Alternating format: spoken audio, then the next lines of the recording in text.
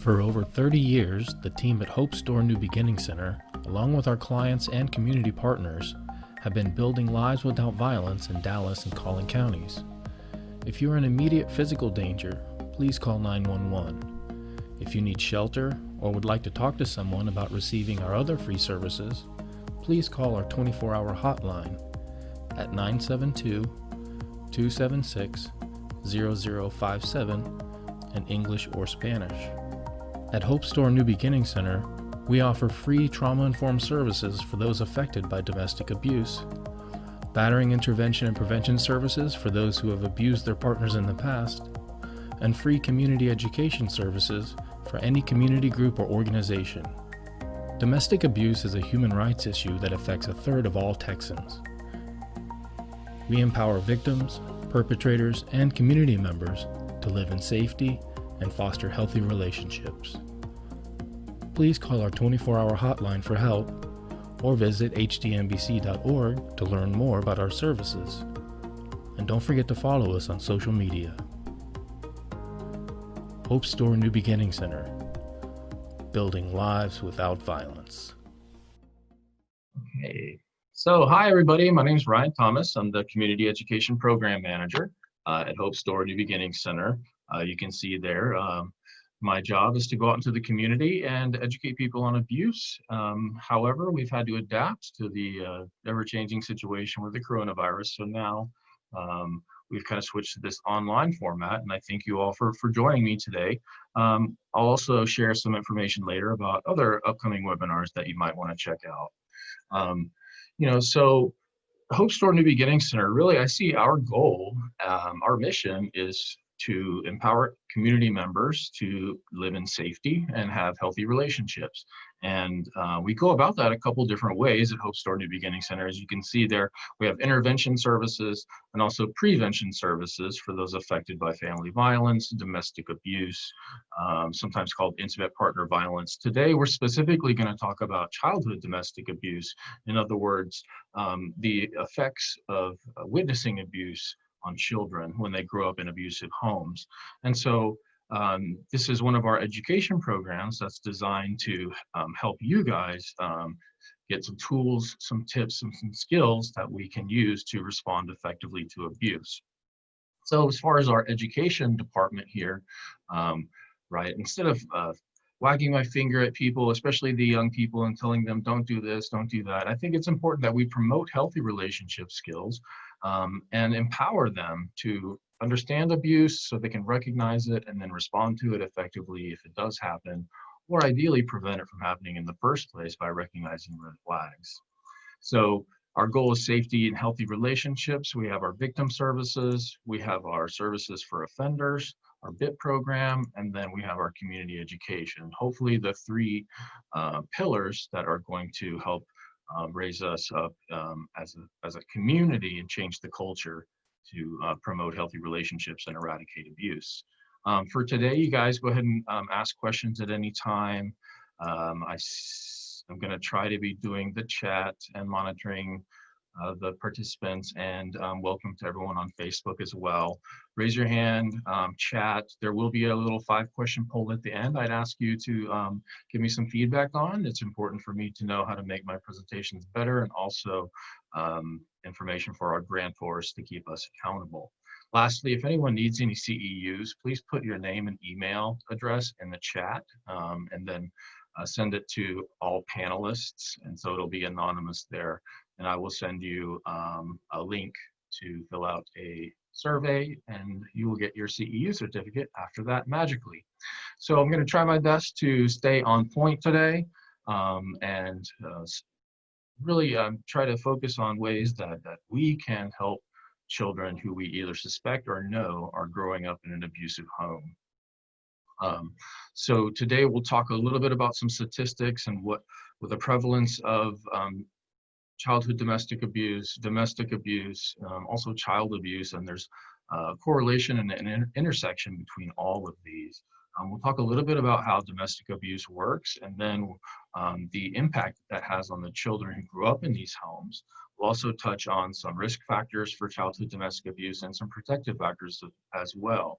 As far as us as community members or parents or those who work with kids, we can do some things to mitigate some of these risk factors. We can do less about promoting these protective factors, but nevertheless, the point is that we can have some influence, and whatever influence we can have, I feel it's our duty to have that influence over them and teach kids how to respond effectively to abuse and also heal from the emotional or maybe even physical trauma that they suffer.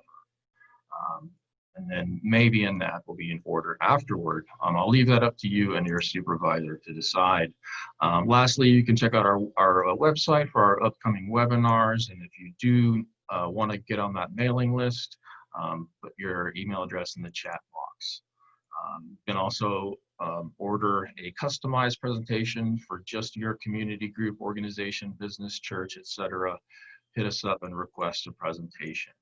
So getting into the topic here about childhood domestic abuse, as children, we learn things about how relationships should be by what we see growing up. And, the biggest impact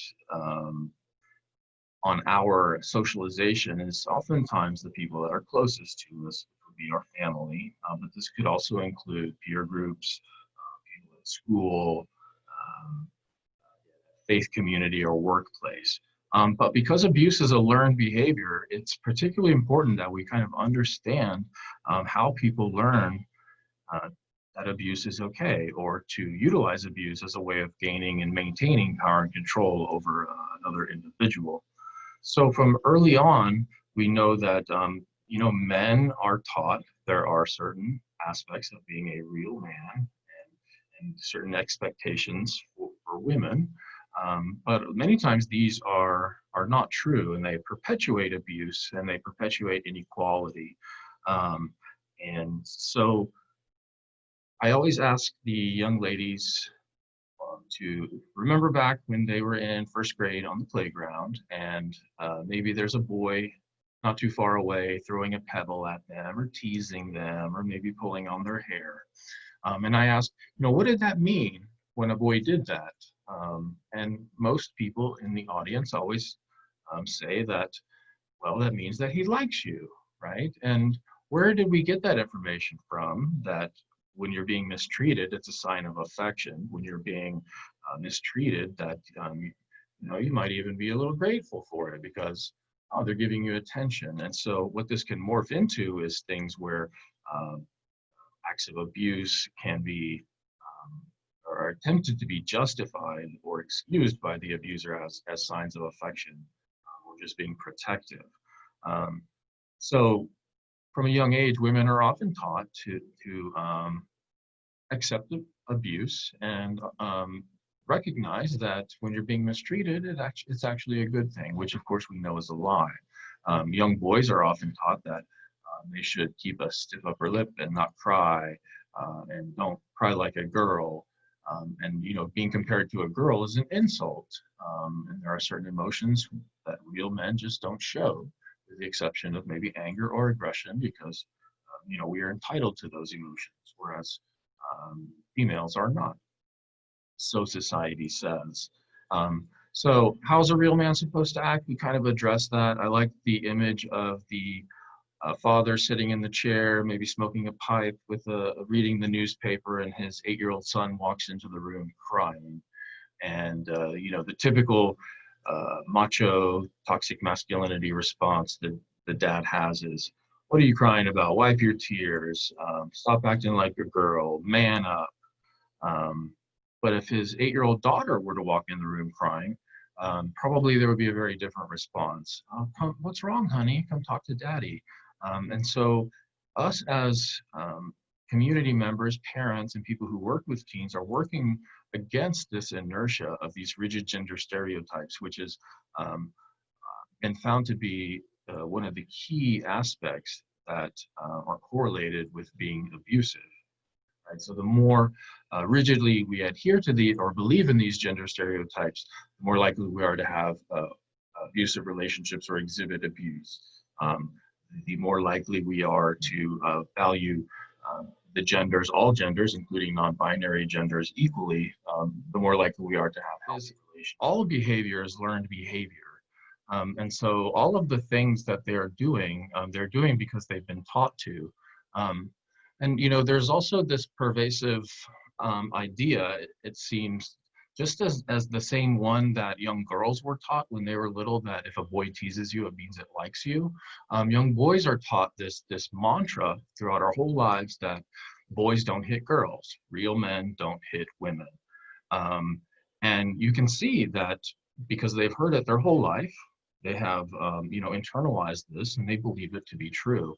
And so that's really good news, because if we can explicitly teach a whole gender a premise or a notion or a value about they shouldn't hit women, then we can do the same for, hey, let's not hit human beings, and let's talk about consent and always ask for consent, and use healthy relationship skills. And so I love this video because it's evidence that kids can be taught to believe something and have a value, but it's incumbent upon us as adults to direct them into the correct pathway that will lead them towards espousing these values that we want them.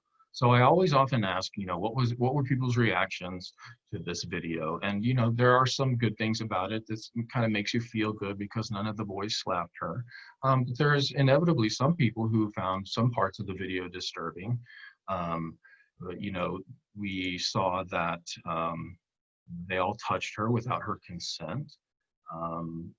When the boys were asked what they want to be when they grow up, it were these very innocent answers, following their passions that they wanted to do. But then there was also evidence that some of their beliefs have been influenced by society.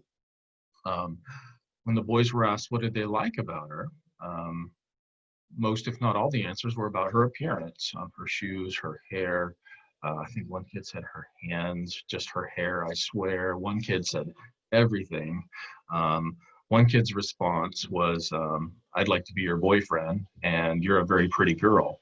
So most of what they liked about her, noticed about her, was her appearance, right? And I believe that, of course, we are conditioned or socialized to see women's value in their relative attractiveness or how they appear, which is of course not how we want human beings to behave or believe. Did they get consent to touch her? None of them did, but why did they touch her? I believe it was because there was a man, that gave them permission to, either explicitly or implicitly. And now imagine if this was at a party and they were surrounded by peers and there was an older bully or somebody else asking these boys to do the same thing. So there is this kind of, if an older, more dominant man tells me to do something, then I might have permission to do it somehow. And I believe that's why they felt that they could touch her without her consent.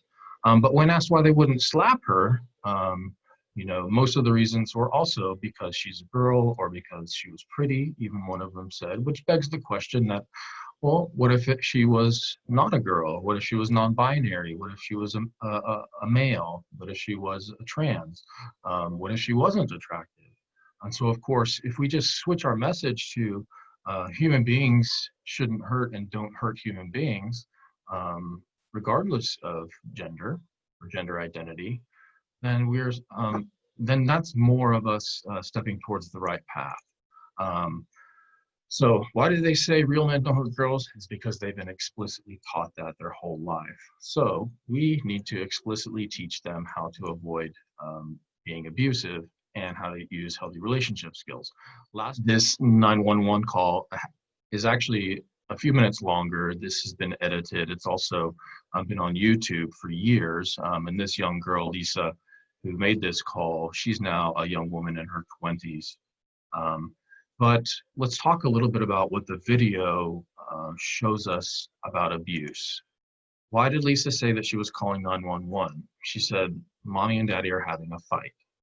Um, Now, imagine if Lisa were to go to school the next day and the teacher or the counselor or somebody noticed she looked disheveled down, she didn't get much sleep, something was wrong and amiss. And so they approached her and said, Lisa, honey, is everything okay? What's wrong? And imagine if Lisa were to say, last night mommy and daddy had a fight. Well, if we as the adult stop there, we may assume that mommy and daddy had an argument of, verbal altercation, and we may be dismissive or minimize it and pat her on the shoulder and say, "It's okay, honey. All mommy and daddy's fight. It's going to be okay. If you need anything, just let me know." Not realizing that she meant last night my father tried to murder my mother, and I'm having a post-traumatic stress reaction to it. And so when we hear words like fight, we need to probe deeper um, and always ask open-ended questions. Well, tell me about it. What happened last night? How did it make you feel? Rather than asking yes/no questions. The operator assumed that the father was doing the hitting. In this case, she's right, and statistically, um, much more likely that a male is the primary aggressor. However, again, the operator is socialized to believe that if somebody is fighting, then it must be the male who's doing the hitting. Um, why did Lisa say they were fighting? Her explanation was that it's been happening forever and ever, right? That's her reason. In other words, there really is no reason for this particular fight tonight. The reason they're fighting tonight is because they're always fighting. It's a cycle. It's a never-ending progression of abuse and violence. And so, if we want to probe a little bit deeper and ask, well, then why are they always fighting, right? Why is he doing this? Why do abusers abuse? It really comes down to a fundamental sense of entitlement that I have the right to have power and control over my partner. A lot of this is fed by the notions of sexism or kind of those rigid gender stereotypes that we addressed before. But the bottom line is, unfortunately, that abuse does work. And so oftentimes abusers will use any of these coercive tactics, whether verbal, emotional, digital, sexual, physical, financial, to gain that power and control because they want to and because it works. What was happening to Lisa's mom? Lisa's mom was being strangled. In this instance, we know that strangulation is the most significant indicator that someone will be murdered by that partner. Also, we know that many survivors or victims who seek services have been strangled, and many times it takes something that drastic or something happened to the children for that to be the impetus for the victim to finally choose to leave the relationship. Lisa was also worried about the baby, so obviously the abuser, the dad, did not care that mother was holding a baby or that the police were on their way or that his other daughter was on the phone. Because he felt entitled to, right? He, his needs came first, and whatever he wanted her to do, she wasn't doing it. And so to get her to do it, he used, in this case, physical abuse, strangulation specifically.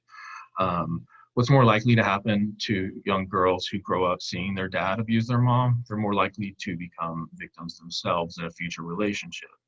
Of course, that's counterintuitive, and many don't, but it's more likely that they will find that abuse is acceptable because it's been a normalized behavior, and why should they expect anything different?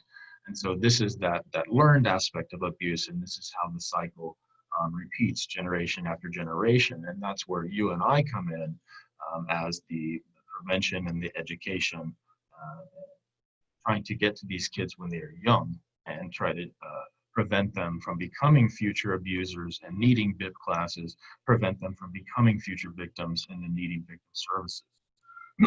So there are a lot of myths about domestic abuse. You see 4 of them here. The first is that it doesn't happen that often. It actually happens a lot more often than people realize. Or maybe we do realize, we just don't admit it. There's also this idea that it's a private matter, it's none of my business, which of course is false. I'm going to argue here in a minute that it's a human rights issue that all of us are stakeholders in upholding. The third is that it doesn't happen in normal relationships. Of course, that is where most abuse happens, whatever normal means. And then this idea of victim blaming, that somehow the victim's responsible for the abuse. And this usually takes the form of, well, why don't you just leave, right? But of course, that is the most common and one of the most hurtful forms of victim blaming. So what about this prevalence of it? We know that abuse affects 1 in 3 women in America. We know abuse affects 1 in 4 men in America, and about 1 in 3 teens as well. Texas is actually worse than the national average. The latest research shows 38% of Texas women will experience violence from a partner, 20% of Texas men. We do recognize, of course, that there are no gender boundaries to abuse, that females abuse females, females abuse males, males abuse males, and non-binary individuals. However, we do need to remember that women suffer disproportionately more. The amount of suffering and trauma that is the result of abuse is largely borne by women. Male violence is much more likely to cause serious injury, lead them to seeking medical attention, and male violence is much more likely to be lethal. If you counted up 100 random women who were murdered in the US last year, more than 50 of them would have been murdered by a current partner or their ex. Right? So in other words, during Law and Order, when a woman is murdered and the cops go talk to the boyfriend or the husband first, it's because statistics say it's more likely the partner rather than any of the other 8 billion individuals on Earth. The same is true of injury.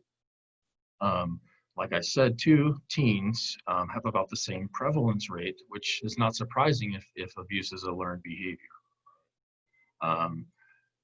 One question that many people ask is, well, why do people stay? And so the statistics for teens, specifically teenage girls who were dating somebody and who were being physically abused by that dating partner,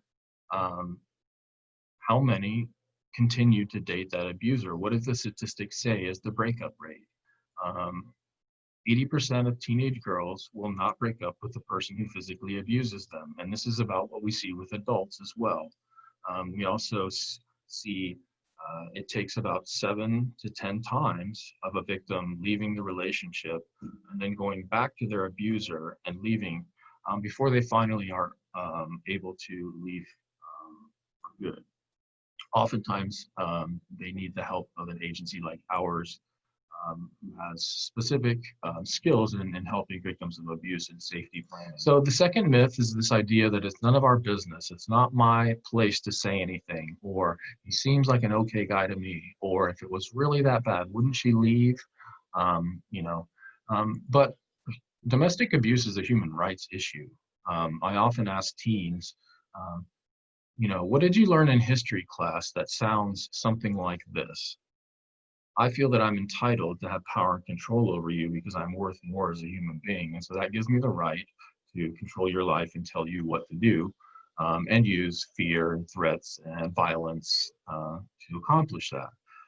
And most kids pick up very quickly that this reminds them of slavery or dictatorship, sometimes I get as an answer. But nevertheless, that's pretty much the dynamic that we're talking about, and also the dynamic that occurs between bullying and other forms of abusers. So if slavery is a human rights issue that pertains to us all as a community, then so does domestic abuse. Even more so, childhood domestic abuse, because girls like Lisa, they cannot advocate for themselves. Children who grow up in abusive homes cannot extricate themselves. And so we see that not only for the victims, but the children as well suffer a variety of impacts.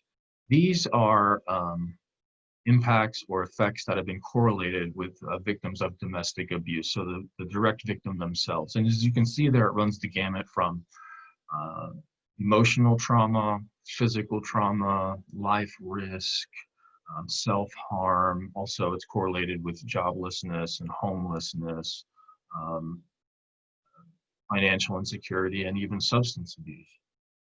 And so I always ask people to imagine that there was a new prescription medication that came on the market, and you know how they read the side effects at a million miles an hour at the end of the commercials. Imagine that this was the side effect list that was given at the end of the commercial. Um, the FDA would not approve this medication. Congress, everyone would be up in arms. However, these are the side effects that are correlated with domestic abuse, which affects 1 in 3 women, 1 in 4 men, and 1 in 3 teens in America. Yet, no one's talking about it. Nobody's up in arms about it. The Me Too movement has done some to move this forward, but we still have a lot of work to do.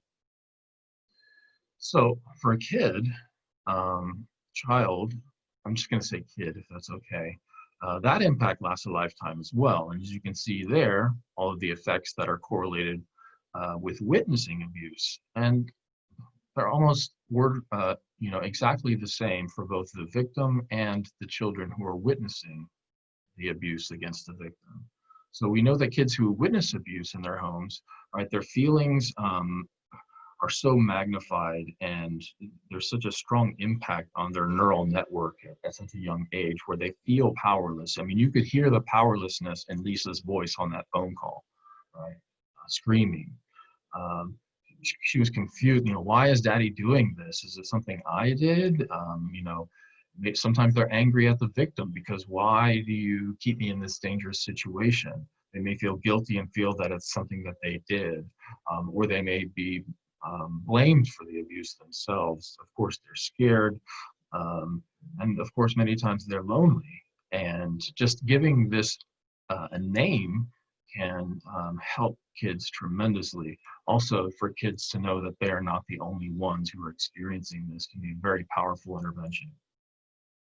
For behaviorally, we know that kids who witness abuse, they're more likely to stutter, revert to childhood behaviors, have insomnia, nightmares, wet the bed, the difficulty with school. Sometimes they're aggressive with other kids and adults. They'll act out, or some of them may draw inward.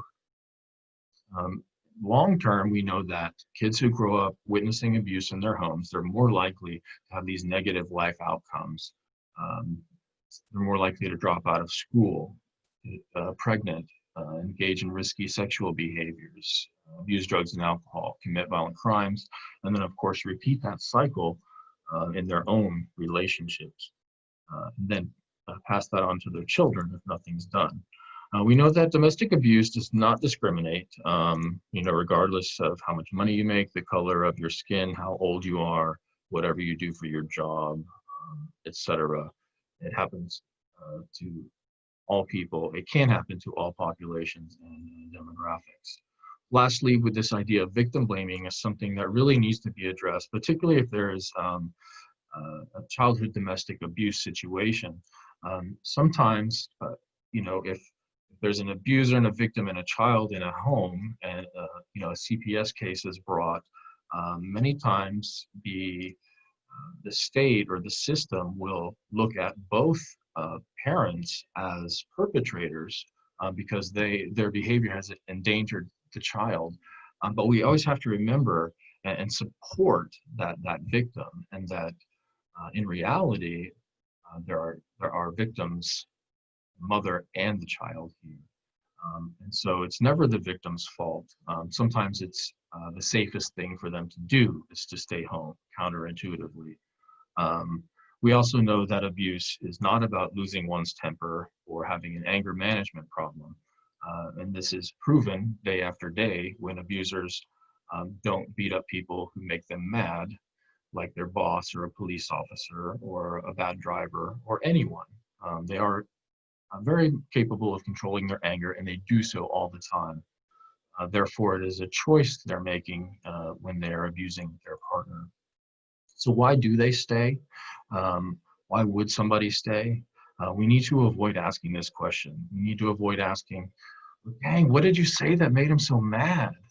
I mean, I might be a caring individual and just want to know the story so I can support them. But if I use words like, "What did you say that made him so mad?" I'm inadvertently blaming that person, or inadvertently implying that they are responsible. Or if I were to say, "Oh, you're too smart to fall for that," um, intelligence has no bearing on whether or not somebody is victimized by another human being. Um, so it's important that we understand that it happens in a cycle, and in the beginning, usually it's too good to be true. It's this kind of honeymoon period, and a lot of times victims will say things like, "In the beginning, he was so sweet, he was super caring, he was super attentive, very romantic, made me feel very special." This is part of the grooming process. Over time, the true nature of that person's abusive behavior will begin to show, and tensions will build up. Um, the victim will be walking around on eggshells and be afraid to say something or do something or mention something for fear of angering their partner. Um, Despite their best efforts, an incident of abuse will happen, followed by a period of reconciliation where either the victim apologizes or excuses the behavior or minimizes or blames the victim or other people for it, after which time there's a temporary calm until the next incident, and the cycle begins to repeat itself. So one of the reasons why victims stay is because there are good times, right? There are uh, good times that they remember with their partners. It's really important for us to understand all the forms of abuse. And the reason I stopped using the term domestic violence is because that term violence, most people interpret as that physical violence, which is really just a very small part of the whole spectrum of power and control and forms of abuse that these abusers use. And so we know that abuse usually starts out verbal, and it may start out as joking or teasing or dissing, which the abuser may say, justify and say, "Don't be so sensitive, I was just teasing. I didn't even mean it that way. You're always overreacting."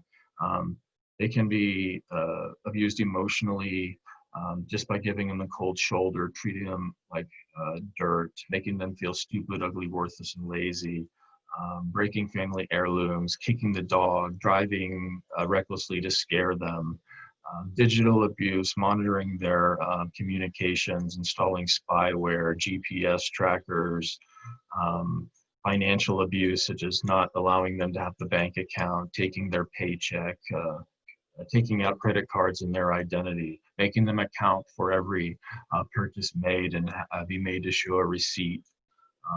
Sexual abuse involving any form of coercion, forcing sexual contact when somebody is unwilling or unconscious. Um, Lastly, um, is the physical abuse, which we talked about. Everybody knows that. So domestic abuse, what are we talking about here? It's a pattern of behaviors, right? It's a cycle. It gets worse over time. It's about gaining power and control over an individual by using coercion and threats and fear. Um, Abuse is a choice. It's not because somebody's lost their temper. Um, we know that it's a learned behavior, which is good news because we can teach healthy relationship skills to teens in schools, but also through our BIP program for known offenders. We know that it's highly correlated with these rigid gender stereotypes, sense of entitlement. So one of the most important things that we can do to support somebody who's a victim of abuse, and also the children, is to stress the importance of safety planning, which is ideally to be done with a professional. Now, it needs to be said that there's no such thing as creating a 100% safe plan. Safety planning is about risk reduction. We also know that the breakup is the most dangerous time in a relationship, and so it's very important that safety planning be done ideally ahead of time. Sometimes we have clients that come and do safety planning with a counselor for 6 months before they finally implement that plan and leave the relationship. Um, so what should we say? What should we not say? Sometimes it's really hard to know what to say. We want to avoid things that perpetuate the abuse or minimize it or excuse it. And so we always need to hold abusers accountable, especially men. If men witness other men being abusive and we are silent, then we are perpetuating that abuse. So no more boys will be boys, or everybody argues, or didn't he say you were sorry, or didn't he tell you not to do that? We kind of talked about when we're inquiring more, wanting to support our loved one or friend or someone we suspect might being abused, we need to avoid using the word you, because again, they are not responsible. We also need to avoid giving advice, period, especially bad advice like this, which could be extremely dangerous and even deadly for a victim. So what can we do? What can you do, right? Really, it's pretty easy to support a victim. You got to recognize the abuse. And so hopefully through your own education efforts and today, up until now, we've talked about abuse so that we can recognize it a little more so that when we do see it, we can report it and refer people to resources. So what's the goal for intervention? It's always to empower victims. The thing that makes somebody a victim of abuse is that somebody else has power and control over them. So the last thing a victim needs is for us to come in and tell them what to do, right? Because again, we are disempowering them. So we empower them to make a choice. We empower them by giving them information, resources, and our love and support. So if the survivor does reach out to you, it's important that we believe them, be supportive, not blame them, tell them we care about them and we're concerned for their safety, and keep that contact. That physical and emotional isolation can be very powerful. Tell them, of course, that abuse is never okay, they don't deserve it, and it's not their fault. If they are in immediate physical danger, they should call 911, or you should as well. We know that a child is in danger, or we suspect. Texas mandates that we report that. And it's always important to let people know that free help is available. And so our 24-hour hotline is the easiest way for anyone to access our services. So this is not hopeless work that we are doing. This is actually very, very hopeful work. And oftentimes we don't see the fruits of our labor because these trust and safe relationships that we build with these kids, they don't begin to bear fruit until sometimes years later. So remember, don't give advice and refer people to the specialized resources like those here at Hope Store New Beginning Center. And then we can't be discouraged by what they do, right? They may tell us to mind our own business. Well, we have to remember that they may change their mind tomorrow. They may be scared. They may reach out to you in a month. And so that's why we need to maintain contact. I'm just going to start plowing through here. So it's really important when we're talking about kids who grow up in an abusive homes that we give it a name. And again, this can be really powerful to tell a kid, there's a name for this, right? And so it's not just happening to you. We know about this. This is actually a thing, and other people have experienced it too, and other people have healed from it, right? Ultimately, what we would want to happen is for kids to take their past and use it as an asset that they can use to help somebody else, another kid who may be experiencing it. We'll talk about a program about that towards the end here. But sometimes, if a patient has gone years without a diagnosis, it can be unbearable not to know what's wrong with you until finally they find a doctor and the doctor says, aha, I did some tests. I know what you have. You have XYZ disorder. And that can be very, very empowering for a patient. And so it can be as well for kids to tell them that what you're experiencing is childhood domestic abuse. And it has a name. And more importantly, it has a solution. So what is the prevalence? I've seen, most say about 15 million kids in the US live in a home where violence has occurred between the adults at least once. We also know that one of the most common answers or responses that either victims or abusers say about the kids is that the kids don't know, we're quiet, we keep it from them, the kids never see it. But all the research says, and the anecdotes, the interviews from kids say that they know, they hear it. And kids may not show that they know out of fear. So I would be remiss if I didn't talk about the intersection between domestic abuse, which is two adults abusing, or abuse between two adults, childhood domestic abuse, which is when a child witnesses two adults abusing, and then there's child abuse, where we have adult directly abusing children, and they're all correlated. So if a kid grows up in a home, they're more likely to be victims themselves. Um, so if they're a victim of childhood domestic abuse, they're also likely to be a victim of child abuse. So if we see one, we should always inquire about and seek resources for the others as well. The co-occurrence between these, this is a lot of stuff here, but basically it breaks down to what I have here in purple, that if I'm a victim of childhood domestic abuse, there's a 50% chance that I was also abused directly by an adult. If I was abused by an adult when I was a kid, I have a 40% chance of also witnessing abuse from the adults in my home. And then lastly, if I'm an adult victim of abuse, 57% chance that I was also abused as a child. And so where there's one, there's another, and we always need to be prepared to explore the possibilities of all of these and seek the appropriate resources and referrals.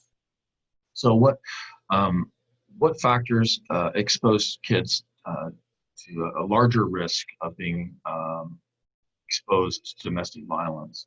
So we know that the younger the children are in the home, the more likely domestic abuse is to occur. The younger the mother is, the more likely domestic abuse is to occur. It's also correlated with poverty, unemployment with the parents, community crime, mental illness, and alcohol and substance abuse. And so these are definite red flags that can make us want to take a closer look at kids who may have some of these risk factors, and we may want to specifically make sure that we build relationships with these kids and maintain a safe relationship where they will feel comfortable talking to us about their abuse if they are experiencing it. So the kids who are witnessing abuse, they're not bystanders, right? They're victims themselves. And so those moments of stress that are experienced as a kids, those become linked to the feelings and beliefs and the choices that they're going to make later on down the road, which is, of course, why it's so hard to, I don't want to say rehabilitate, but so hard to get someone to question their previously held beliefs that they used to justify abuse and then commit to resolving conflict nonviolently. So the earlier we can get at them, the better.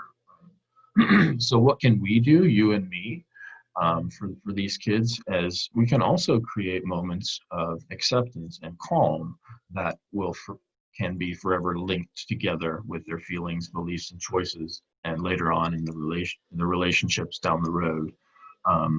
So when kids grow up feeling negative feelings, they believe negative things about themselves, and so they're going to act accordingly in unhealthy ways. And the converse is true. Right? So if we can get them to feel safe, feel loved, and believe that they are loved and safe, then they will act and behave in their future relationships using those healthy relationship skills. And so what we can do is, of course, help them to feel safe by building those relationships.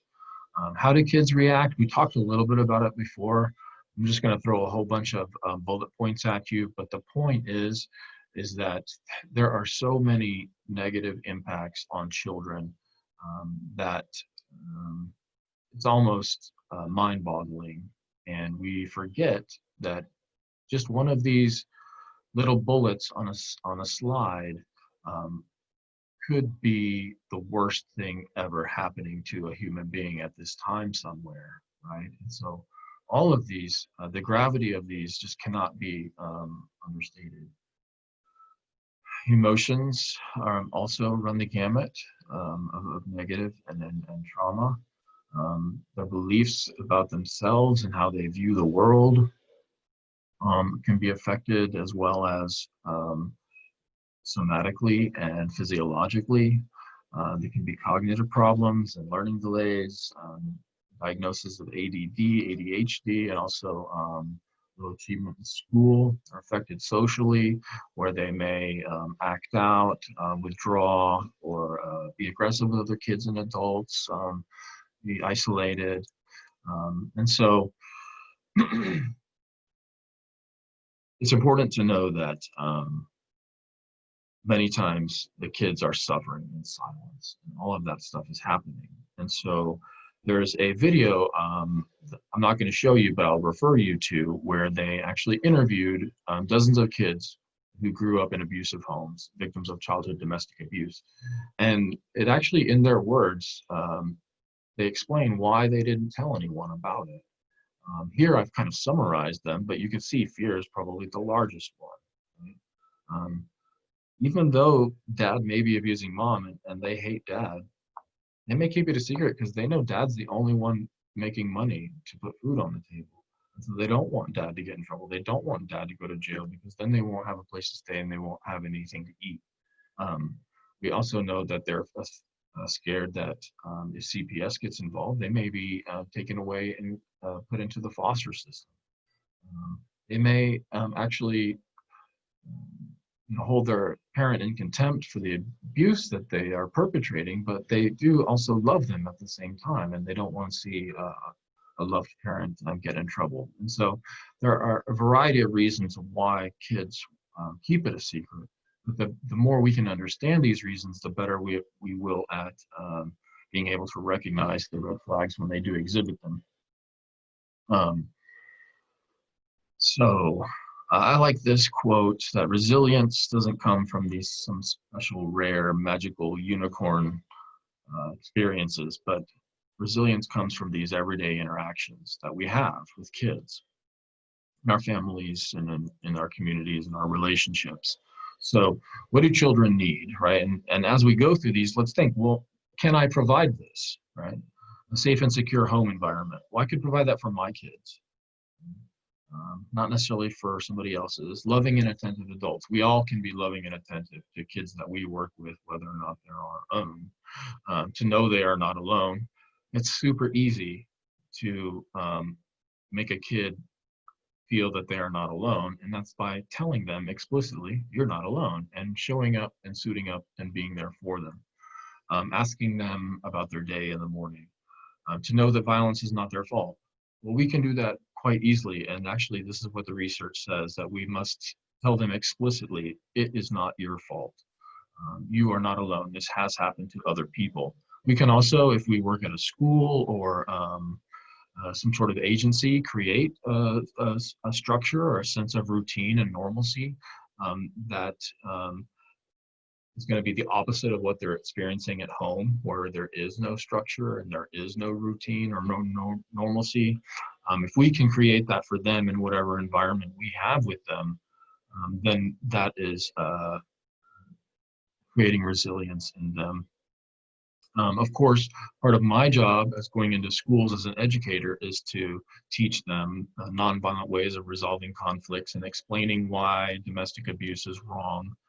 But it's also important that we let them know that there is hope for you, and that there are many kids who have experienced domestic abuse who have gone on to have successful and healthy relationships, and then also gone on to then help other victims as a way of giving back.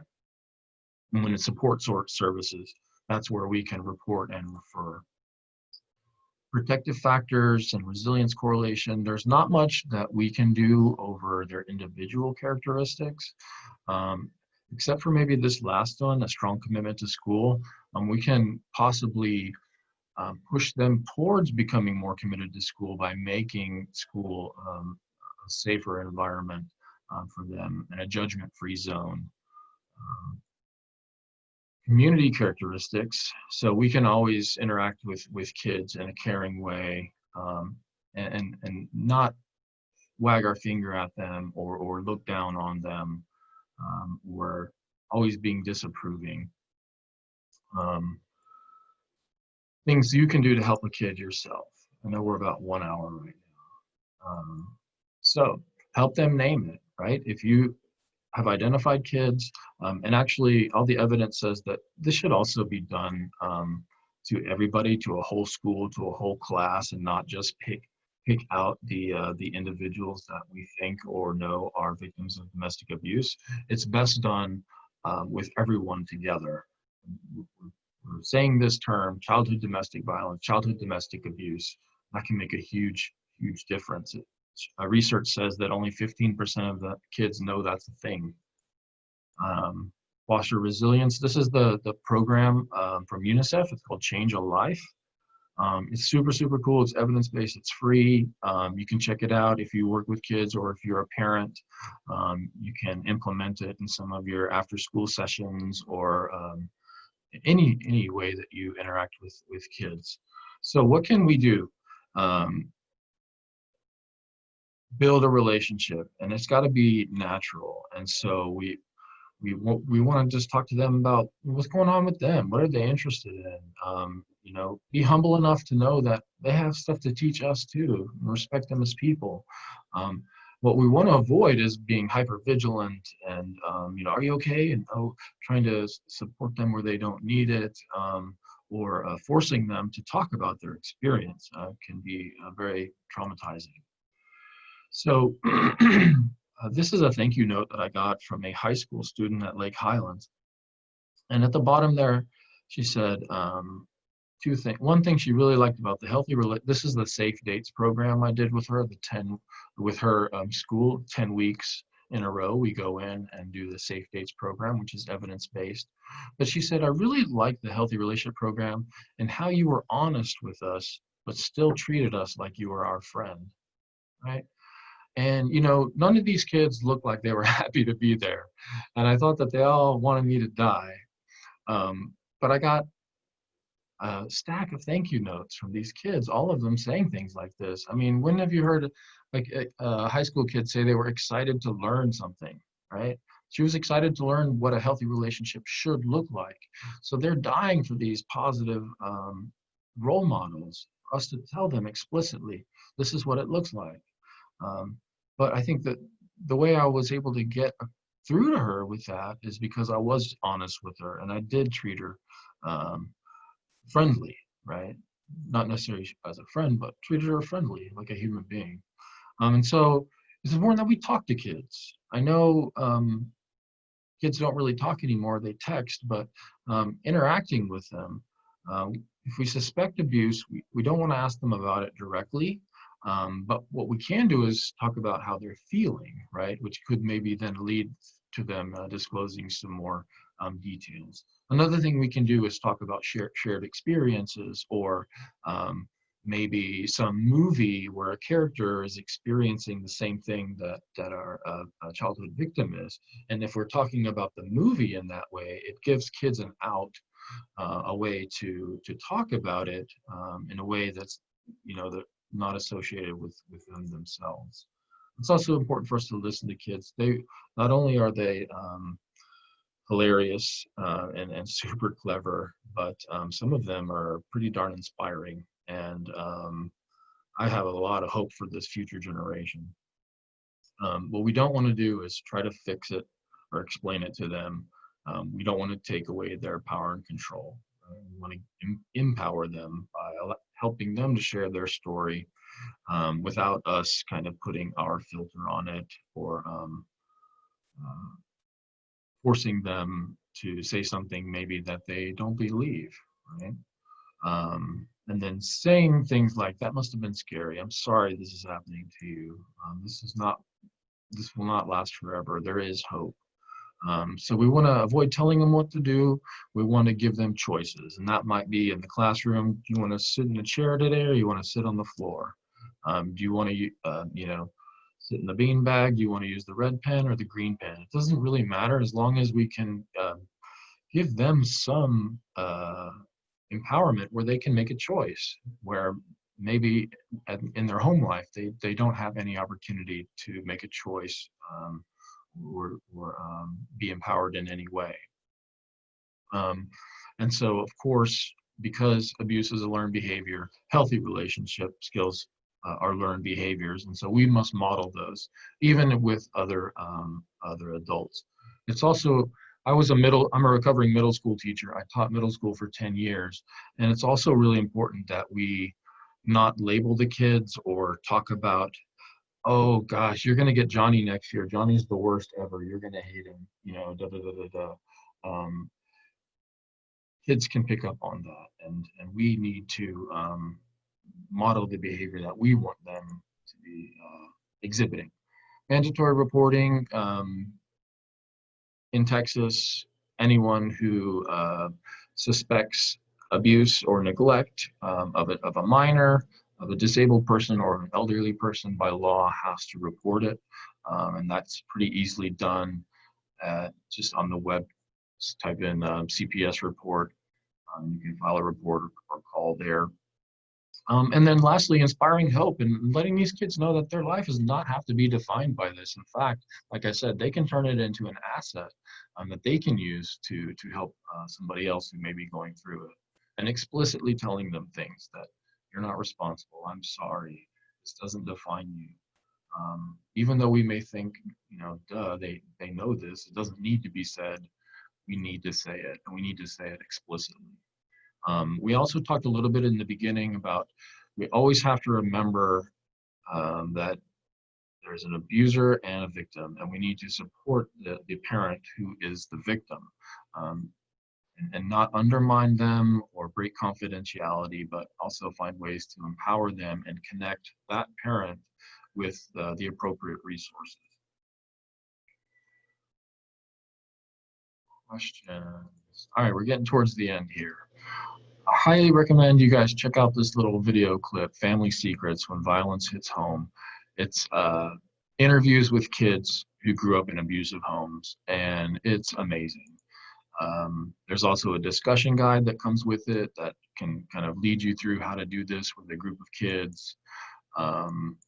And so this is just some excerpts from it, but the childhood domestic violence victims, they explain, how they felt, why they kept it a secret, and then how they overcame it, started to find peace, how talking about it actually helped them and actually made them stronger. And so having groups of kids watch this together can be a huge impact on them. There's lots of themes about things that we can do and what the kids experienced. I won't go through them all. Importantly, like I said, it's important that we frame this as a community issue, human rights issue that we all need to be concerned about. And when we introduce this topic to children, that we introduce it as a topic, as an issue that affects kids all over the world. Bruce Perry has this quote that there's no more effective neurobiological intervention than a safe relationship. I think that's pretty cool, man, that like I can change somebody's neurobiology and the neural connections in their brain by how I treat them, right? Having a safe relationship. This is a screenshot of a Facebook message I got last year from a former middle school student of mine. I think she was about 12 when she was in my science class. She's now, she's probably 29. But anyhow, so what's the difference there? 17 years. So after 17 years, she sent me this. Of course, I was the best teacher she had. Science was awesome. But she said, you made school fun and you made your classroom a safe place to talk to you about anything in life. I appreciate that a lot because sometimes that is all I needed. It gives me chills. I never knew I had the impact on her in that way. I actually did report an incident that she told me about to CPS.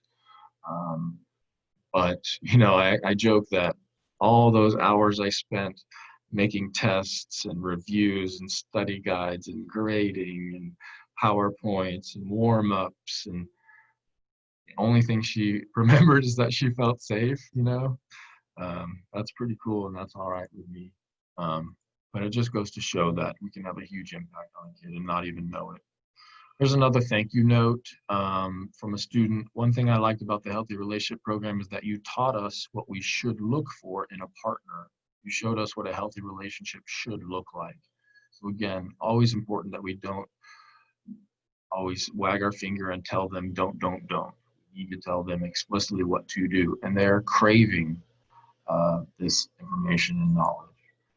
This is the last one. This is a long letter, but at the end, this young man says, after 4 long years of my life, feeling so terrible about one manipulative person, finally feel like I can take the necessary steps to become content again. Thank you. All right, and so wow. I spent 10 class periods talking about healthy relationships with this guy. And after 4 years of hating himself and feeling dirty, he said he's finally able to be content again just by talking about healthy relationships in an honest way. That's huge. So people always ask, well, what else can I do to support kids? Please invite me and my team to speak at your school or youth group. And the Safe Dates program is evidence-based, and it's 10 weeks, and kids love it. They may forget what you said, right? Bernice, she forgot all the science stuff, but she never forgot that I made her feel safe. So I know at the beginning I played the video, but I did just want to reiterate that all of our services for victims and the community are free, including our 24-hour hotline that's answered in English and Spanish 24 hours a day. Anyone who's seeking services or has a question or wants counseling or shelter, you need to call that number. We do have our 2 emergency shelters in Plano and Garland. We have the counseling for adults and kids. We have lawyers, provide legal support, case managers, transitional housing services, community education, BIP. We do also have our resale store where our clients can get vouchers to shop for things that they need for their new life. We also have volunteer opportunities available, and all that stuff's on our website at hdmbc.org. And lastly, this is my contact information. So if anyone needs to get in contact with me, please feel free to shoot me an email or give me a call. You can check out our webpage there at hdmbc.org/get-educated. If I can do anything for you, answer any questions, or help you out in any way, please reach out. And I'd love to hear from people about how you guys are helping to promote domestic abuse and teen dating violence abuse education and prevention in your circles and in your organizations. So thank you for attending. If you found this webinar valuable, please share it with your social and business networks. Well, thank you for joining me, everybody. Have a great rest of your week. Thank you for supporting survivors of abuse in our community. Education is the key to prevention. If you found this webinar valuable, please share it with your social and business networks. For information on upcoming webinars, please visit hdnbc.org/webinars, or from our homepage, click Webinars under the Get Educated tab. And check out the HDMBC Community Education page at hdmbc.org/get-educated for more information on school presentations, live trainings, Zoom webinars, and our other educational programs for community organizations, businesses, first responders, youth groups, and more. There you can submit a request for one of our educators to speak to your group. As a trauma-informed agency, we are accepting and affirming of all members of our community. We serve women, men, non-binary individuals, adolescents, teens, and all members of the LGBTQ+ community. If a survivor reaches out to you, try to remain supportive and non-judgmental. Let them know you believe them and want to hear their story. Let them know you care about them and are concerned for their safety. Maintain contact with them. Emphasize that abuse is never okay, they are not alone, and it is not their fault. Tell them to call 911 if they are in physical danger. Tell them that free help is available. Hope Store New Beginning Center's 24-hour hotline at 972-276-0057. Our trauma-informed services are for anyone who has been affected by domestic abuse, including our 24-hour hotline, 972-276-0057, 24-hour emergency shelters, individual and group counseling for adults and children, legal support, case management, transitional housing, community education, and our battering intervention and prevention program. We also have volunteer opportunities available. And don't forget about Hope Store Resale Store in Plano. All proceeds from the resale store help to fund our free services. For more information or to ask a question, please call our main office line at 972-422-2911. Check out our website at hdmbc.org or send an email to info@hdmbc.org. Hope Store New Beginning Center, building lives without violence.